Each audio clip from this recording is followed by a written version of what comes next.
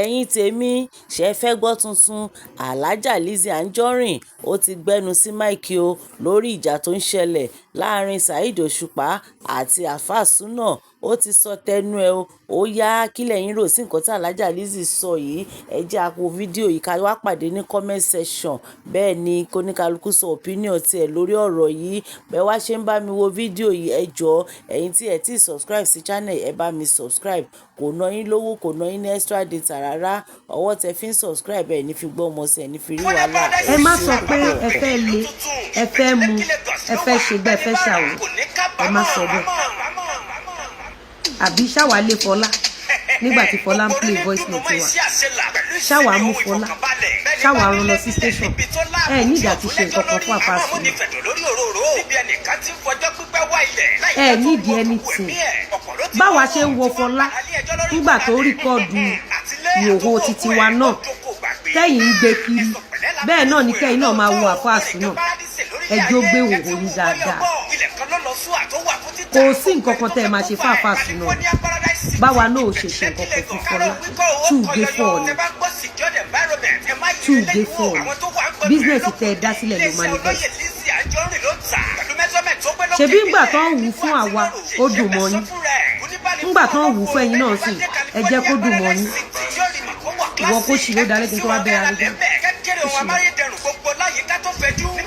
Uncle Saheed ohun yín ẹ̀jẹ̀ wá dùn ohun yín yẹn wà pa gan mo wá lọ́ọ̀bù ohun yẹn ẹ lísìn sóhun yín dáadáa ó dùn mí wípé à ń ṣiṣẹ́ ààrẹ jà lọ́wọ́ mọ ẹ̀gbọ́n mi màá tọ́jú ọ́díò yìí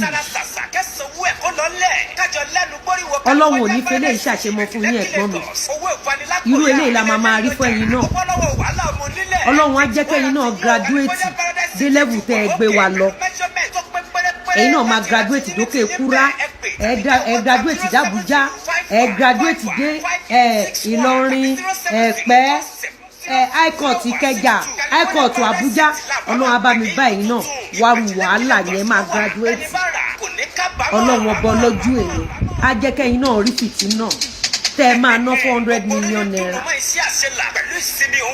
inú ẹkọ́nọ́mì tẹ́ ẹ máa ná tó dẹ̀ pé bẹ́ẹ̀ ṣe ń kúrò nìkan wọ́n á máa gbé yín lọ sí kan ọlọ́run á bá mi jẹ́ kó rí bẹ́ẹ̀ fẹ́yìn náà àdàbí ọ̀rẹ́ yín tímọ́tímọ́ tẹ́ ẹjọ́ jókòó bẹ́ẹ̀ yẹn àdàbí tí ò bá sọ wípé ẹ̀yin lẹ́gbẹ́ ẹnu ìṣó wa. ẹ má lé Alfa Sunnah Alfa Sunnah ó sì wà within jurisdiction ẹ rí wípé ẹ̀yin tẹ́ ń gbé Fọlá kiri ọmọ tó wà ń Ṣàngó yẹn kò lo direct voice yín gan ó rẹ pọn ló lórí lírìtì yín àfìgbà tọmọ yẹn sùn òkè kúrá ńìlọrin bọ̀dá mi ẹ ṣe ibi tẹ dẹrù ẹ ṣe ibi tẹ bá dé ẹ̀gbọ́n mi Òṣùpá mo wá dúpẹ́ o ẹ̀gbọ́n mi Òṣùpá ibi tẹ mú mi lọ lẹ́yìn Àbújá Ìlọrin Ẹ̀pẹ́ high court àti ọ̀dà gbogbo kóòtù tó kú ìbólẹ̀ tó ń gbé wa lọ́sà ọkọ̀ Òṣùpá mo ní ìbólẹ̀ tó ń gbé wa lọ mo fàsìkò yìí dúpẹ́ lọ́wọ́ gbogbo tíìmù Pàṣọ ó tẹ̀dí jẹ́ pé bọ̀dá mi Pàṣọ wọn ò bọ̀dá mọ́ ó ti di bọ̀dá burúkú sí gbogbo ẹ̀yin tíìmù Pàṣọ pátápátá nílé lóko lọ́nà odò mo dúpẹ́ lọ́wọ́ yín ẹ bá mi wẹ́jọ́ ẹ ṣèkà fún mi ẹ̀yin tí ń Pàṣọ mi ò bá yín mo wá lè bá yín lọ́la bí n bá bá yín lọ́la àkúkú sọ ohun tẹ́ ẹ ṣe fọ́mọ aráyé nítorí ìrègùn lèèyàn ṣe ń ṣoore gbogbo tíìmù Pàṣọ pátápátá mo dúpẹ́ pé ẹ jẹ́ kí n rẹ́mi ṣe ìyá ọmọ mi o gbogbo tíìmù Pàṣọ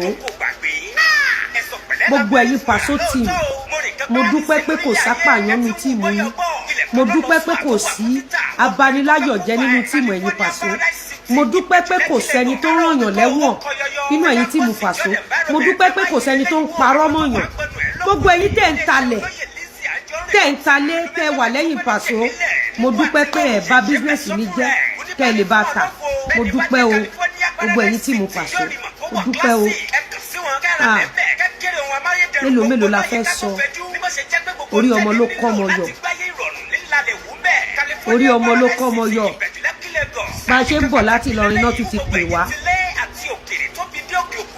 wọ́n la dàbọn bò wọ́n la yìnbọn mọ́ wọn lẹ́pọ̀n wọ́n náà rí wa pẹ̀lú gan àwọn tíìmù bọ̀dá mi Òṣùpá lọ rajà ń bẹ̀ kí títì ẹ báyìí ṣó olórí ẹ gbàbọ̀dé ni àwọn ọ̀rẹ́ bọ̀dá mi Òṣùpá mi ní bọ̀dá mi Òṣùpá o àwọn tíìmù bọ̀dá mi Òṣùpá ni o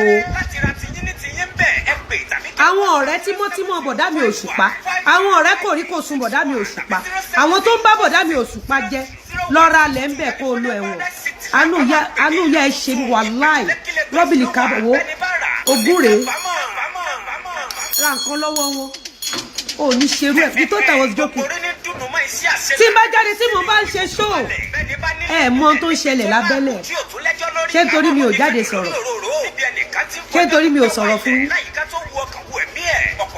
Arẹjàn ìwọ làánú mi ṣe Arẹjàn tó o bá mọ nǹkan tó wà lábẹ́lẹ̀ Arẹjàn tó o bá mọ ohun tó o bá mọ lọ́ọ̀bàtù tó wà lábẹ́lẹ̀ tó bá fún ẹ ní lọ́ọ̀yà wọn ní fún ẹ security náà àbí wọn sọ fún ẹ pé wá ká èmi náà mọ́lé láago mẹ́ta wọn tó bá fún ẹ security wọn ò lè fún ẹ níwà ìwọ kẹ̀ wá lọ́kọ̀tù bí ẹni máa kú. ẹ̀yin tíìmù Pàṣọ mo dúpẹ́ o ẹ ṣé o gbogbo ẹ̀yin tíìmù Aláàjì Pàṣọ mo dúpẹ́ ẹ ṣé o gbogbo ẹ̀yin tẹ́ ń sálẹ̀ tẹ́ ẹ̀ bá mi wá wàhálà tẹ́ ẹ̀ parọ́ mọ́ mi gbogbo tíìmù Pàṣọ kì í ṣe bàdá Pàṣọ o torí Aláàjì Pàṣọ mo ti di sóònù ẹ̀ tipẹ́ Aláàjì Pàṣọ mo ti di sóònù ẹ̀ tipẹ́tipẹ́ ní o ní Aláàjì Pàṣọ mo ti di sóònù ẹ̀ tipẹ́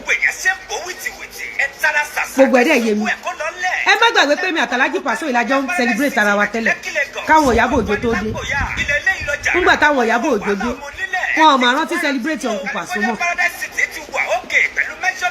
social media yìí ọ̀pọ̀lọpọ̀ yín ẹ kàn máa ń ganu sọ̀rọ̀ ní tọ̀ mo ti ráwọn èèyàn tí ń ṣépè gbogbo owó tó bá ṣépè fún àfàsùn náà èpè máa jẹ́ tí èpè máa jẹ́ tọmọ ẹ̀ àdàbí tí bọ̀dá mi fúnra rẹ̀ ní Òṣùpá àdàbí tọwọ́ tiẹ̀ náà bá mọ́. kò sí àwọn èèyàn máa ń sọ̀rọ̀ ara wọn kò sẹ́ni tí ò sọ̀rọ̀ ara wọn pé bọ́ tíìmù má ṣe máa tẹ̀kùnú bare ibi tó ti máa rán ẹ lọ ẹ̀wọ̀n náà wá má ṣe máa tẹ̀kùnú bare ibi tó ti máa rán ẹ lọ sẹ́wọ̀n èmi ò rírú ẹ̀rí láyé mi ọ̀pọ̀lọpọ̀ ẹ̀yin tẹ̀ ń kọrin tẹ̀ ń ṣe tíátà ayé ò mọ ohun tẹ̀ ń gbá bẹ́ẹ̀ lẹ̀ ṣe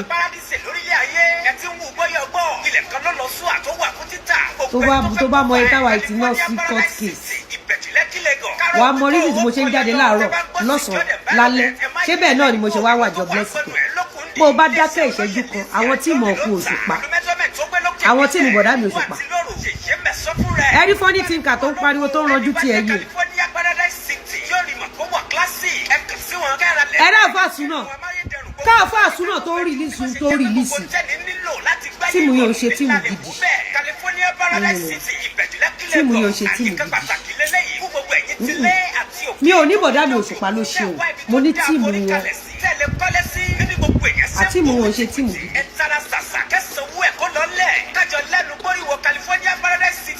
tíìmù wọn ṣe tíìmù gidi. tí Màláíkà ẹ ṣe o mo dúpẹ́ orí ọjọ́ sí o. ẹ rántí pé ẹ̀gbọ́n mi Uncle Òṣùpá kọrin fún mi ẹ ti gbàgbọ́ Uncle Òṣùpá kọrin fún mi wọ́n bú mi ọba tó wá sí comment section tán bá bí ẹ̀dá dóṣùpá lóhùn màá wá dábọ̀dá mi lóhùn ta ló bí mi tó fẹ́ dábọ̀dá mi lóhùn.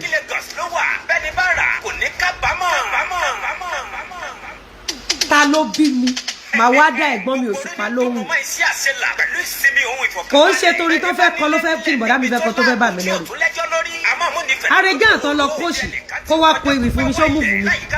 I'm making my money every minute every second. ìgbà yẹn gangan mo wá ń showcase ara mi. ìgbà yẹn gangan mo wá ṣe kí ni mo ń showcase ara mi.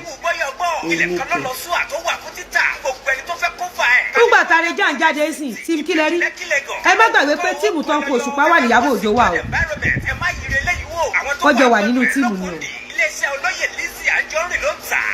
ẹ ti gbàgbé Ìyábọ̀ Òjó ni gbogbo wọn jọ ní meeting ní 3 days to Òkèkúrà was on Monday. Wọ́n post video fún wa lọ́jọ́ Saturday. Gbogbo wọn jọ wà lọ́jọ́ ṣe fàájì. Wọ́n jọ ṣe victory party. Tí Lizzy bá dé lọ́rin. Tí Lizzy bá dé lọ́rin. Àwọn kankan tá a dẹ̀ pè ní lọ́rin wọ́n ní wọ́n ti sanwó ẹ̀mí ara wọn sílẹ̀ o láì ṣe tèmi. Wọ́n ti sanwó ẹ̀mí ara wọn lẹ̀ o. Wọ́n ní ẹ sọ fún lady yẹn. Wọ́n náà kọ̀ mọ́mọ́ fẹ́ fìyà jẹ ni. Wọ́n kọ̀ mọ́mọ́ fẹ́ bojú ẹ̀ jẹ ni. Ẹ sọ fún tó bá ń bọ̀ kó máa ṣọ̀bùra dání.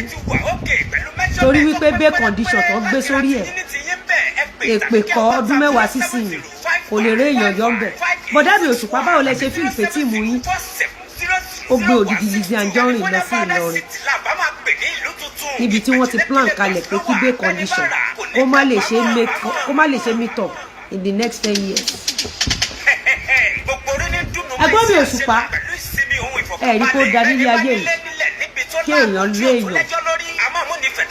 léèyàn gidi lẹ́yìn.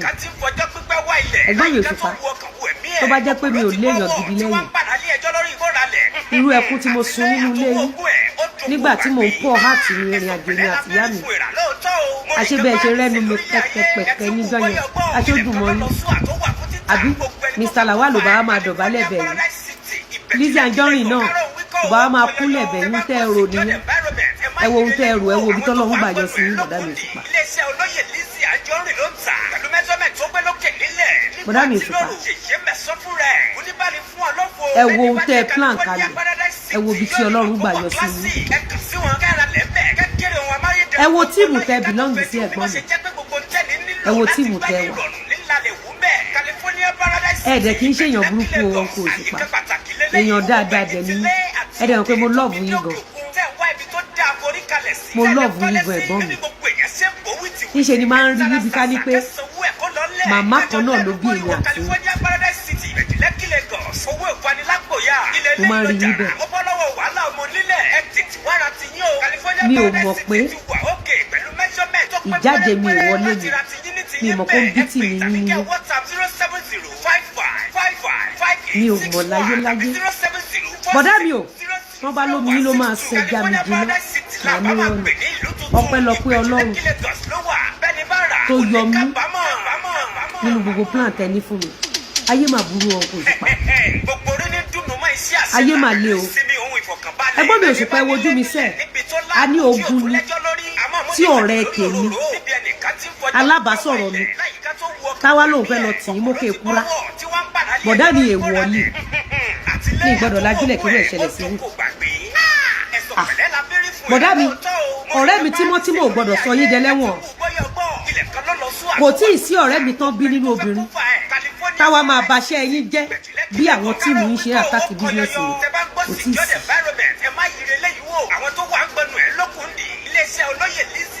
Tíre bá bíbí bọ̀dá mi ìpàdé dọ̀wọ́ ẹ̀yin ò mọ̀ pé ọjọ́ kan ń bọ̀ tébílẹ̀tì tẹ́ ẹ kó sí wa lọ́fun ẹ mọ̀ pé àfáàsù náà òun náà máa píìlì tébílẹ̀tì rẹ̀ ágàgì ọ̀run yẹn kú sí. Ẹ ti ṣèkàjì àwọn tíìmù yìí ni mò ń bá wí ẹ̀gbọ́n mi Òṣùpá àwọn tíìmù yìí ni mò ń bá wí ìkà yẹn pọ̀ yóò gbọ́dọ̀ ṣe fẹ́ràn kó.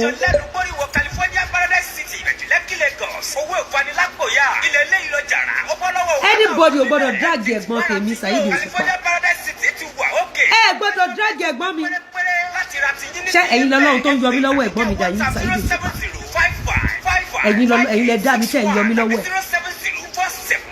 ṣe bí ìyí tí mo rántí sọ ni ẹ ṣe é mọ̀ pé babaláwo lẹ̀gbọ́n mi ẹ mọ̀ bí tẹ́gbọ́n mi àtàwọn tíìmù wọn ti máa mórúkọ mi dé àtàwòrán mi kẹ́gbọ́n mi máa lè gbẹ̀rí mi jẹ́ pé Lizzy ọ̀rẹ́ mi farabalẹ̀ àbúrò mi Lizzy ń gbọ́ òun bú ọ̀rẹ́ mi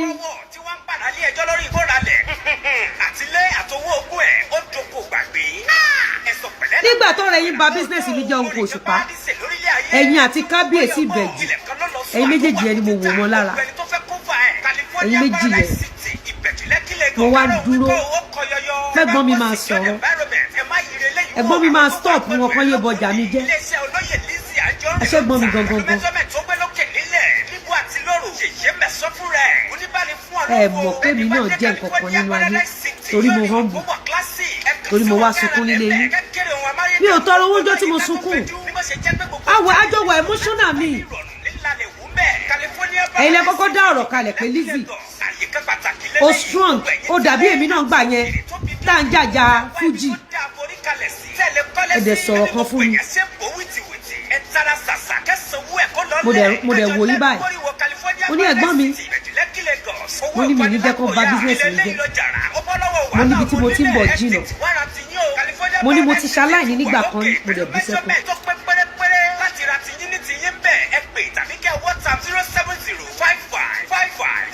Mo ní ẹ̀gbọ́n mi, mo ti gòkè. Tí n bá dákẹ́ tán bá já mi bọ́. Mo ní kò sẹ́ni tó fẹ́ yọ mí nínú ibi tó fẹ́ gbé mi lọ. Mo ní bọ̀dá mi ní jábọ́ mọ́. Mo ní tí ò bá sí nítorí nǹkan kan bọ̀dá mi. Mo ní nítorí ìyá tí mo tara ẹ̀ jáde tó jẹ́ ìyà lórí mi. Mo ní bọ̀dá mi ò jábọ́ mọ́. Mo ní bọ̀dá mi gbogbo ohun tó bá gbà ni màá fi dúró sókè rẹ̀. Mo ní mi ní jábọ́. Mo ní mi ní padà sílẹ̀ lẹ́yìn. For 2 hours I was explaining my journey. Ẹ ṣe inú jì. Ọkọ̀ Òṣùpá inú jì. Inú jì. Báwo lẹ ṣe máa ń feel nígbà tẹ́yìn àtọ̀rẹ́ yín gbé mi lọ sí Ìlọrin? Ẹ̀ẹ̀mejì lẹ gbé mi lọ àbẹ́ ẹ̀mẹ́ta lẹ gbé mi lọ sí Ìlọrin. Báwo lẹ ṣe feel Ọkọ̀ Òṣùpá nígbà tí mo wá ń win ní gbogbo kéèsì yẹn back to back irú ti Ìlọrin yẹn Ọkọ̀ Òṣùpá? Ẹ̀rí pé ìgbà tẹ́ padà gbé ọmọ Ṣàngó yẹn lọ ṣe ẹ̀rí pé ẹ jẹ lọ gbogbo ayé wa ń bẹ̀ yín wọ́n wá ń bẹ̀ yín wọ́n wá ń bẹ̀ yín. Ẹ̀gbọ́n mi kò yà yín lẹ́nu bí mo ṣe escape Ìlọrin. Ọlọ́run ló ní kó rí bẹ́ẹ̀. Ọlọ́run ló ní orí bẹ́ẹ̀. Ẹ̀gbọ́n mi ò nígbà tó ń sọ pé kí n máa lọ nílọrin láàrin ìṣẹ́jú kan tí ó dà wá látàbújá pé the case should be dismissed. Ẹ̀gbọ́n mi, how do you feel? Gbogbo ìgbà tẹ́sàbọ̀dù máa ń ṣe show tó máa ń ba business ọ̀tá mi jẹ́ tó máa ń ṣépè fọ́tò ọmọ mi. Ó fi ń polówó ọjà fún tíìmù yín Ọkọ̀ Òṣùpá. Ẹ̀yin náà dẹ̀ bímọ ẹ̀dẹ̀ ń sùn.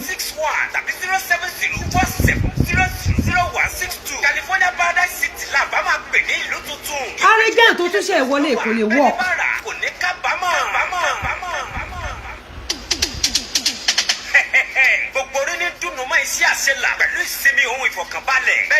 Arrogant tó wọlé yóò lè work. Ẹ jẹ́ kí n fi yín sílẹ̀.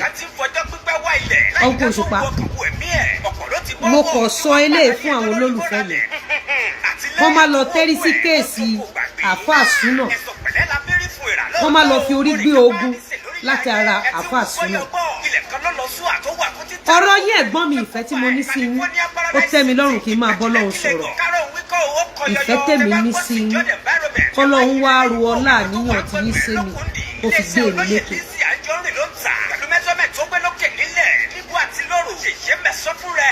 Ṣé bẹ́yìn ni mo rí tí mo kúnlẹ̀? Éèjì mi mélòó ló ń kúnlẹ̀ fún yín Alhaji Òṣùpá?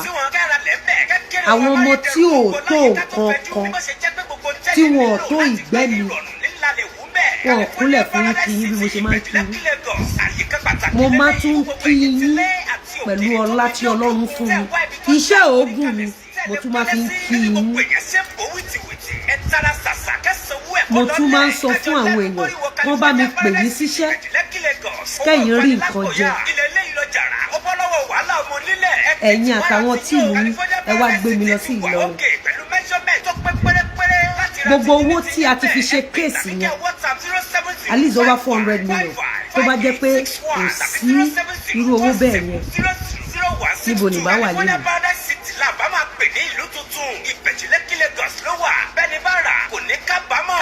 Uncle Saheed sir, ẹ̀gbọ́n mi o, ẹ̀gbọ́n mi alálùbáríkà, ẹ wo owó tẹ́ ẹ ti gbé mi ná káàkiri gbogbo port. How do you feel pé ẹ gbé mi lọ́rùn owó bẹ́ẹ̀ yẹn? Ẹ̀yin tí mo ṣùpá, gbogbo ẹ̀yin tí mo ṣùpá kan náà mo dúpẹ́ lọ́wọ́ yín o. gbogbo ẹ̀yin tí mo ṣùpá pátápátá ẹ̀yin tí mo ṣùpá tẹjọ́ lólùfẹ́ mi mo dúpẹ́ ẹ̀yin tí mo ṣùpá tẹ̀ẹ̀dẹ̀ ń rò wípé àfikọ́ta mi ṣẹ̀wọ̀n àbí kí bísíǹsì ọ̀tá mi bàjẹ́ mo dúpẹ́ lọ́wọ́ ẹ̀yin náà.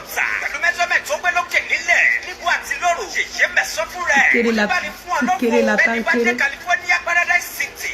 kò sẹ́ni tó máa fi létí rò ẹ má rò mí pin mo máa dìde mo tiẹ̀ ti dìde mo ti dìde ẹ má rò mí pin mo ti dìde mo ti dìde for those of you tẹ́ ẹ̀ mọ reason mo ṣe ń ṣe show back to back fún Ìyábọ̀ ẹ má dá sí ẹ jẹ́ ká jọ máa fà á lọ kí ni mo sọ fún yín ẹ má dá sí mi ìfẹ́ pẹ́ púpọ̀ lórí kéèsì ẹ̀gbọ́n mi nǹkan ẹyọ kan ṣokọ̀ ni mo fẹ́ máa rán Ọlọ́run létí tó bá jẹ́ pé èmi Lizzy Anjorin mo fi ọjọ́ kan wá ọ̀rọ̀ sí ẹ̀gbọ́n mi Òṣùpá lọ́rùn ẹ̀gbọ́n mi Òṣùpá fún tó bá jẹ́ pé mo fi ọjọ́ kan sáré pé kí ẹ̀gbọ́n mi Òṣùpá pa owó ẹ̀ kó wá lọ fi ṣẹjọ́ ẹ̀gbọ́n mi Òṣùpá fún tó bá jẹ́ pé mo fi ọjọ́ kan jí tí mo bá yé ẹ̀gbọ́n mi Òṣùpá jẹ́ àbí àwọn ọ̀rẹ́ ẹ̀ tó bá jẹ́ pé èmi mo kọ́kọ́ lọ bá yé wọn jẹ́ ẹ̀gbọ́n mi Òṣùpá fún ẹ̀gbọ́n mi àmọ́ tó bá jẹ́ pé ẹ̀yin àtàwọn tíìmù yín lè ṣe adúrú nǹkan téèyàn gbọ́dọ̀ ṣe fún ẹranko yẹn tẹ́ ẹ ṣe fún mi ọ̀run àdá ọ̀run àdá àdàbí àdá ilé ọ̀gẹ́rẹ́ àdá ogun ni máìkì tẹ̀ ń dì mí àdá ẹgbọ́rọ̀ ẹ̀gbọ́n mi ti sẹ́gbẹ́ kan ẹjá padà sọ́wọ́ àrẹjọ ẹjá padà sọ́wọ́ àrẹjọ. àyíká pàtàkì lélẹ́yìí fún gbogbo ẹ̀yin tí lé àti òkèrè tó fi dé òkè òkun tẹ̀ ń wá ibi tó dáa forí kalẹ̀ sí tẹ̀ lè kọ́lé sí. àwọn olójú ń jà mí. ẹ tara sàṣà kẹsànwó ẹ̀kọ́ lọ́lẹ̀ kájọ lẹ́nu gbóríwọ California Paradise City Lekki Lagos owó ìfanilápòyà ilẹ̀ ilé ìlọ jàrá ó bọ́ lọ́wọ́ wàhálà ọmọ nílẹ̀ ẹ tètè wára ti yín o. àdàbíyá bí wọn o àdàbíyá bèrè o àdàbíyá bí wọn o nítorí pé mo mọṣẹ́ ṣe iṣẹ́ ò máa yí sí fóbìnrin láti ṣe mo mà kàn ń rọ́jú mà ní torí mo ti mọṣẹ́ ṣe.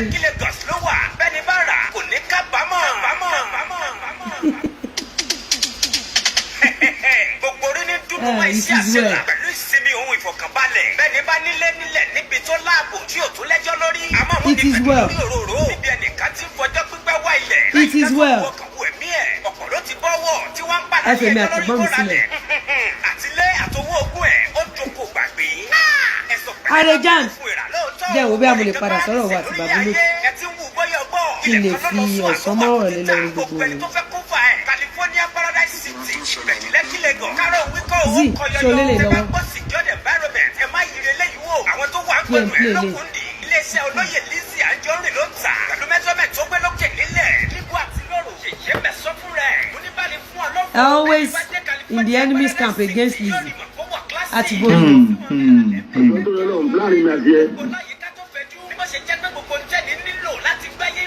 àti borí wọn nígbà tójú ogun le gidi ní ìmọ̀ àkànṣe ọ̀gọ́kan máa ní. gbogbo àwọn pọ́tébù yẹn ló máa forí kó àwọn ẹ̀kọ́ because war wà lẹ̀ war legal battle wà lẹ̀ gbogbo àjọ ń sùn ara wa ni legal battle wà lẹ̀ àwọn tí ò mọ̀ bẹ̀rẹ̀ ọ̀rọ̀ tán lọ ń tẹ́rí sí bí Àrẹ̀jàn àwọn ẹnìkan ló máa sọ́fà ẹ̀. ẹ̀gbọ́n mi ṣe bẹ̀bẹ̀ fún mi.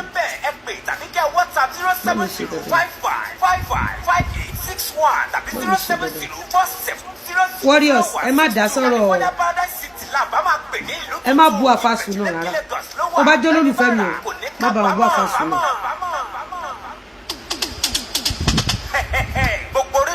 bẹ́ẹ̀ni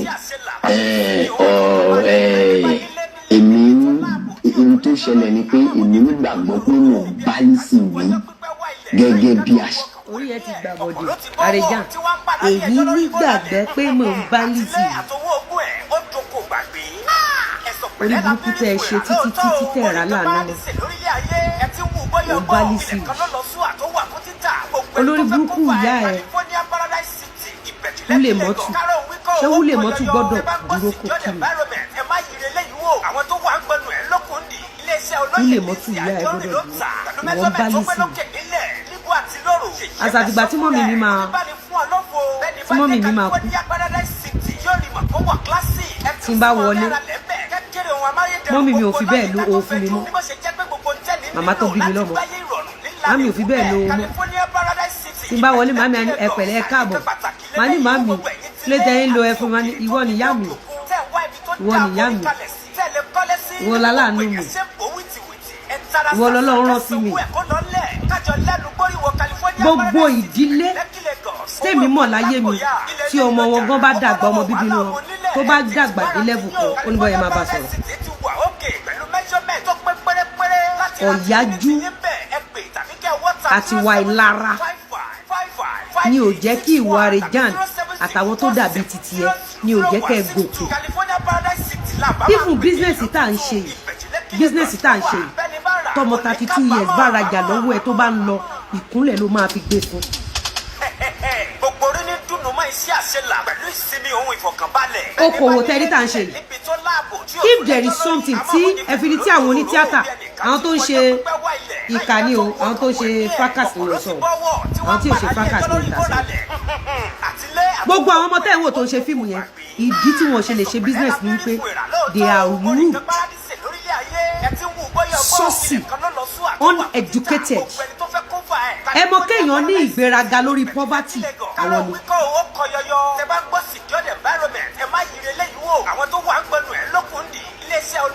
ṣe rí ọjà tèmi ń tà yìí wọn ò lè ta wọn ò lè bá yín sọ̀rọ̀ tó rẹ̀ lókà lójú wọn kò sówó tó gbé dání wọn ò lè engage in conversation they are extremely rude. California Paradise City ìbẹ̀jùlẹ̀ kí Lagos àyíká pàtàkì lélẹ́yìí fún gbogbo ẹ̀yin tilé àti òkèèrè. Àrẹ̀jàn mo tún lè sọ pé kò tí 50 Àrẹ̀jàn tẹ̀ wo èèyàn ò tí 50 gbogbo ẹni mo fi sọ lọ́jọ́ orí Àrẹ̀jàn ò tó mi lọ́jọ́ orí in age Àrẹ̀jàn ò tó mi in age ẹ jẹ́ ká jọ ṣe permutation ẹ bá mi pe Zimama pé ọmọ ọdún mélòó làkọ́bí Àrẹ̀jàn age àkọ́bí Àrẹ̀jàn lẹ máa fi mọ age Àrẹ̀jàn ò tí 50 Àrẹ̀jàn ò tí 45 ọmọ ọdún mélòó ni lady tó fẹ́ ìyá màbúbọ̀ ọmọ ọdún mélòó ni kò ní yà ilẹ̀ nu pé Àrẹ̀jàn ò tí pé 40 gbogbo ẹ mo mọ ohun tí mò ń sọ mo mọ ohun tí mò ń sọ. Number 1 Àrẹ̀jàn ò lọ sí school báwa ṣe lọ sí school Àrẹ̀jàn ti sáré fún yàn lóyún ẹ lọ wo èjì àkọ́bí Àrẹ̀jàn fẹ́ blọọkì olórí burúkú ọjọ́ orí ni mò ń sọ fún yín Àrẹ̀jàn ò tí 40 nígbà tí Àrẹ̀jàn ń sọ ìtàn ẹ gbọ́n náà nígbà tó ń wà kékeré òun bá wọn jó kiri Àrẹ̀jàn started this inú ilé wọn ó níbẹ̀ ni bàbá wa Ọláìyá Igwe wọ́n ti ń ṣe training Àrẹ̀jàn has never been to school Àrẹ̀jàn has never been to school Àrẹ̀jàn started as early as bí 6-7 Àrẹ̀jàn ti fún yàn lóyún between age 14 to 16 ẹ lọ wo age 14 to 16 ẹ lọ papọ̀ má kọ bí Àrẹ̀jàn ẹ fún mi ní Àrẹ̀jàn ò tí 40 kò tí 40 ó gbòǹgbòkúgbò ní kò tí 40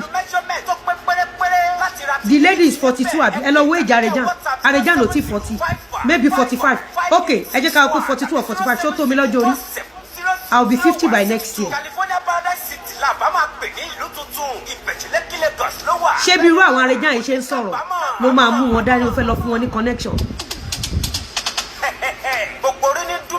ṣé irú àwọn Àrẹ̀jàn yìí ló máa mú dání wà ló fẹ́ lọ fún wọn ní connections. níbi tó láàbò tí ò tún lẹ́jọ́ lórí àmọ́ àmúnifẹ̀dọ̀ lórí òru. èmi sọ fún ipá Àrẹ̀já ò tí 40. ọjọ́ pípẹ́ wá ilẹ̀ láyìíká tó wu ọkàn wu ẹ̀mí ẹ̀. Àrẹ̀já kò tí 40 tó bá jẹ́ wípé ó lọ sí school ó lọ primary school secondary school university a lè sọ pé ó dàgbà. èmi sì yìí 1920 ni mo bí àkọ́bí mi. 1920 ni mo bí àkọ́bí which is age 19 sí 20 ni mo bí àkọ́bí mi. mo ti ṣetán secondary school.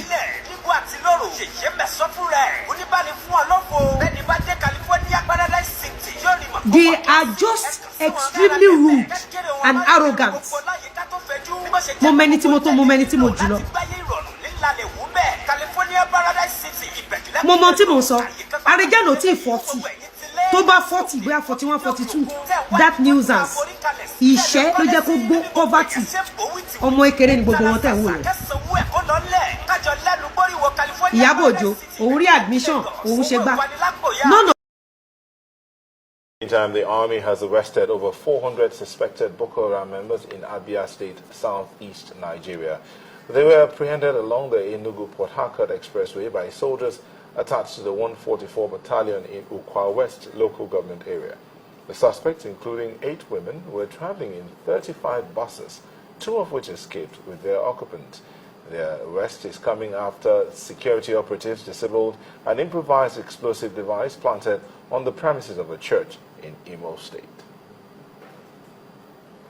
Some of them are between the ages of some 16 years, between 16 and 25, 30, some much less. And among them they have 6 women, between the 8 women, between the ages of 16 and 24.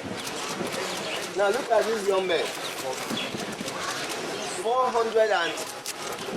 486 able-bodied young men, moving in a convoy of 35 vehicles to a destination that is unknown to them, to a destination that is unknown to them, to a job they have not applied for, and moving by 3 a.m. in the night. Could this be a build-up? From what we have also learned, this type of movement took place about a month ago.